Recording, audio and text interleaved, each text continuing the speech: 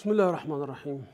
دوستان عزیز، همه ما میدونیم که دین مبین اسلام همه این جنبه های حیات ما را در بر میگیرد.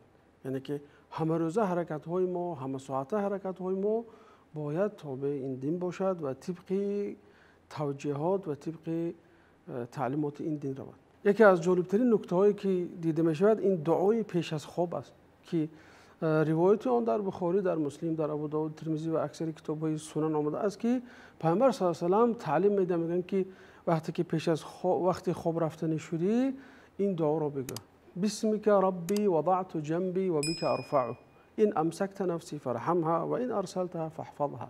یعنی خدایا من به نام تو پهلوی خودم را به زمین میگذارم و به نام تو پهلوی خودم را از زمین بالا میبردارم و اگر تو جان مرا گرفتی پس آن را رحمت و مغفرت کن، اگر آن را بازگرداندی آن را نگه دار آنچنانی که جان بنده های نیک خدا را نگه میداری. این دعای خیلی جالب است. باید انسان هر شب پیش از خواب این دعا را کند. و غیر از این پیامبر صلی الله علیه و آله ما را به توجه میدن به خواندن سوره تبارک پیش از خواب. یک نکته دیگر این است که بعد از این دعا سوره تبارک خوانده می شود.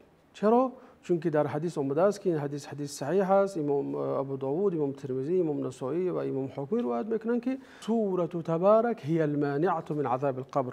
این سوره منع کننده و نجات دهنده از عذاب قبر است. این از در روایت آمده است که صحابی میگوید که ما در زمان پیامبر صلی الله علیه و آله این سوره رو سوره مانعه مینامدیم، یعنی که منع کننده از عذاب قبر.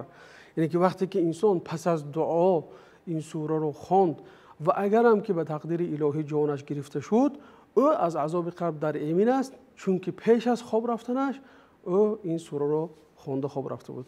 ببینید چقدر این دعاها و این سنت هایی که از پیامبر صلی الله علیه و آله آمده است برای ما مهم هستند و از خداوند مطلب میکنیم که همه ما را موفق کند تا اینکه پیروی سنت های پیامبر صلی الله علیه و آله باشیم.